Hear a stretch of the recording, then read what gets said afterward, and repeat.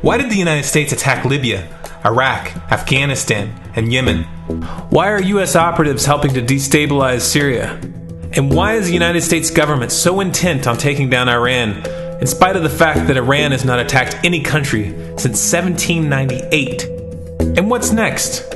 What are we headed for? When you look at the current trajectory that we're on, it doesn't make any sense at all if you evaluate it based on what we're taught in school. And it doesn't make any sense if you base your worldview on the propaganda that the mainstream media tries to pass off as news.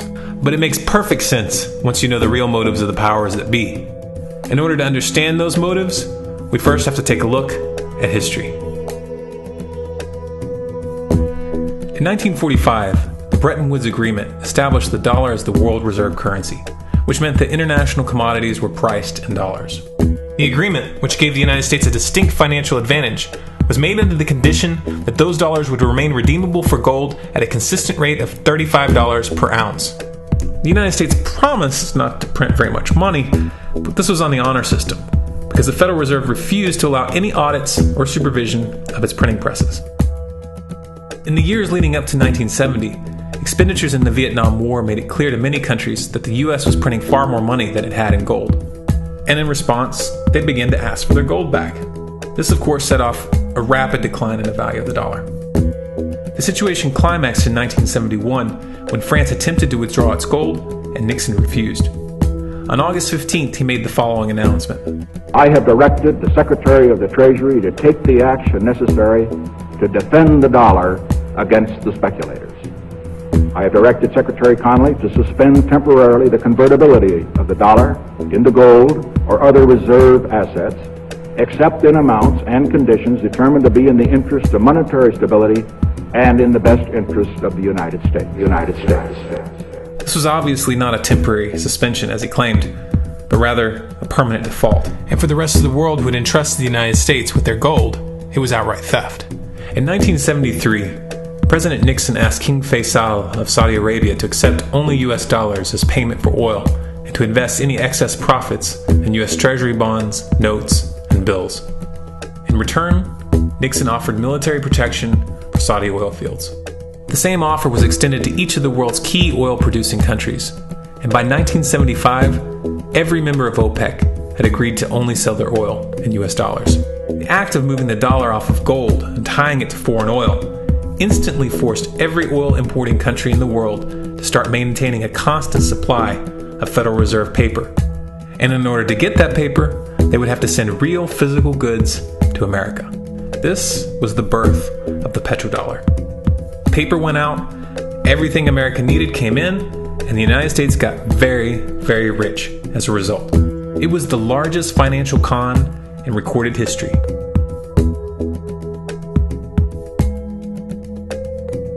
The arms race of the Cold War was a game of poker. Military expenditures were the chips, and the U.S. had an endless supply of chips. With the petrodollar under its belt, it was able to raise the stakes higher and higher, outspending every other country on the planet, until eventually U.S. military expenditures surpassed that of all other nations in the world combined. The Soviet Union never had a chance. The collapse of the communist bloc in 1991 removed the last counterbalance to American military might. The United States was now an undisputed superpower with no rival. Many hoped that this would mark the beginning of a new era of peace and stability. Unfortunately, there were those in high places who had other ideas. Within that same year, the U.S. invaded Iraq in the First Gulf War. And after crushing the Iraqi military and destroying their infrastructure, including water purification plants and hospitals, crippling sanctions were imposed which prevented that infrastructure from being rebuilt. These sanctions, which were initiated by Bush Sr. and sustained throughout the entire Clinton administration, lasted for over a decade and were estimated to have killed over 500,000 children. The Clinton administration was fully aware of these figures. We have heard that 500,000 children have died. I mean, that's more children than died in Hiroshima. And you know, is the price worth it? I think this is a very hard choice, but we think the price is worth it. Miss Albright, what exactly was it that was worth killing 500,000 kids for? In November of 2000, Iraq began selling its oil exclusively in euros. This was a direct attack on the dollar and on U.S. financial dominance, and it wasn't going to be tolerated. In response, the U.S. government, with the assistance of the mainstream media, began to build up a massive propaganda campaign claiming that Iraq had weapons of mass destruction and was planning to use them. In 2003, the U.S. invaded, and once they had control of the country, oil sales were immediately switched back to dollars. This is particularly notable due to the fact that switching back to the dollar meant a 15 to 20% loss in revenue due to the euro's higher value. It doesn't make any sense at all unless you take the petrodollar into account. So I came back to see him a few weeks later, and by that time we were bombing in Afghanistan. I said, "Are we still going to war with Iraq?" And he said, "Oh, it's worse than that." He said, he reached over on his desk, he picked up a piece of paper, he said, I just got this down from upstairs, meaning the Secretary of Defense's office today, and he said, "This is a memo that describes how we're going to take out 7 countries in 5 years, starting with Iraq and then Syria, Lebanon, Libya, Somalia, Sudan, and finishing off Iran. Let's take a look at the events of the past decade and see if you see a pattern. In Libya, Gaddafi was in the process of organizing a bloc of African countries to create a gold-based currency called the dinar, which they intended to use to replace the dollar in that region. US and NATO forces helped destabilize and topple the Libyan government in 2011, and after taking control of the region, US armed rebels executed Gaddafi in cold blood and immediately set up the Libyan Central Bank. Iran has been actively campaigning to pull oil sales off of the dollar for some time now, and it has recently secured agreements to begin trading its oil in exchange for gold. In response, the US government, with mainstream media assistance, has been attempting to build international support for military strikes on the pretext of preventing Iran from building a nuclear weapon. In the meantime, they established sanctions which US officials openly admit are aimed at causing a collapse of the Iranian economy. Syria is Iran's closest ally, and they are bound by mutual defense agreements. The country is currently in the process of being destabilized with covert assistance from NATO, and though Russia and China have warned the United States not to get involved, the White House has made statements within the past month indicating that they are considering military intervention. It should be clear that military intervention in Syria and Iran isn't being considered. It's a foregone conclusion, just as it was in Iraq and Libya. The US is actively working to create the context which gives them the diplomatic cover to do what they already have planned.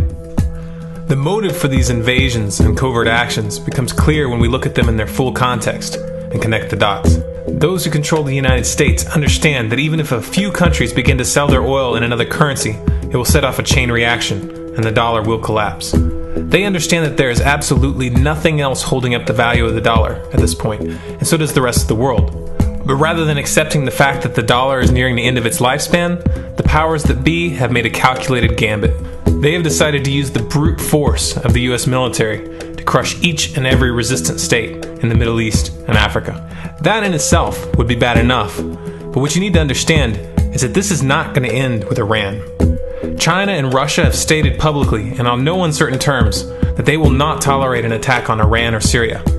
Iran is one of their key allies, one of the last independent oil producers in the region, and they understand that if Iran falls, then they will have no way to escape the dollar without going to war. And yet the United States is pushing forward in spite of the warnings. What we are witnessing here is a trajectory that leads straight to the unthinkable. It's a trajectory that was mapped out years ago in full awareness of the human consequences. But who was it that put us on this course? What kind of psychopath is willing to intentionally set off a global conflict that will lead to millions of deaths just to protect the value of a paper currency? It obviously isn't the president. The decision to invade Libya, Syria, and Iran was made long before Obama had risen to the national spotlight. And yet, he's carrying out his duty just like the puppets that preceded him. So who is it that pulls the strings? Often the best answer to questions like this are found by asking another question. Qui bono? Who benefits? Obviously, those who have the power to print the dollar out of thin air have the most to lose if the dollar were to fall. And since 1913, that power has been held by the Federal Reserve. The Federal Reserve is a private entity owned by a conglomerate of the most powerful banks in the world. And the men who control those banks are the ones who pull the strings. To them, this is just a game. Your life and the lives of those you love are just pawns on their chessboard. And like a spoiled 4-year-old who tips the board onto the floor when they start to lose, the powers that be are willing to start World War III to keep control of the global financial system. Remember that when these wars extend and accelerate. Remember that when your son or your neighbor's son comes back home in a flag-draped coffin. Remember that when they point the finger at the new boogeyman, because the madmen who are running this show will take this as far as you allow them to. So how much time do we have left? It's a question I hear constantly, but it's the wrong question. Asking how much time we have left is a passive posture. It's the attitude of a prisoner who's waiting to be taken out to a ditch and shot in the back of the head. What are our chances? Can we change course? Also the wrong question. The odds don't matter anymore. If you understand what we're facing, then you have a moral responsibility to do everything in your power to alter the course that we're on, regardless of the odds. It's only when you stop basing your involvement on the chances of success that success actually becomes possible. To strip the ill-begotten power from the financial elites and to bring these criminal cartels to justice will require nothing less than a revolution.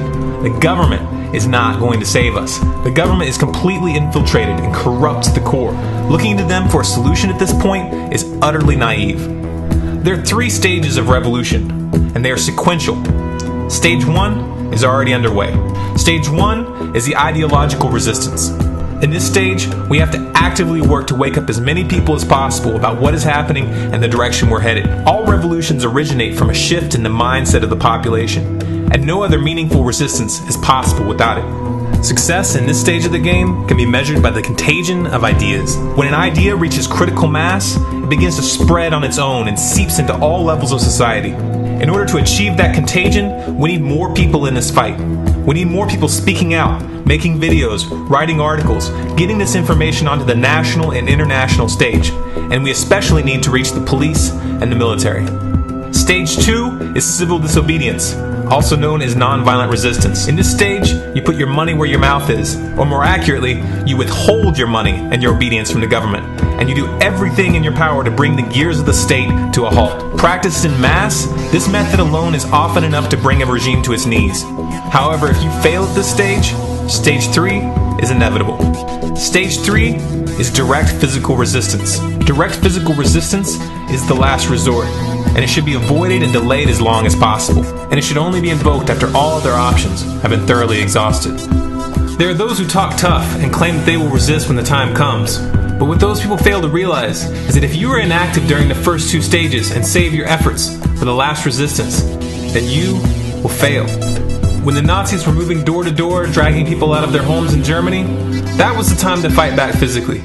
But due to the lack of ideological resistance and civil disobedience leading up to that moment, even an armed uprising would have likely failed at that point. An armed uprising can only succeed if the people have established an attitude of active resistance. And active resistance is only possible after their minds have broken free from the mainstream propaganda. If you want to fight back, it's now or never. You're not going to get another chance, and the stakes are far higher than they were in Nazi Germany.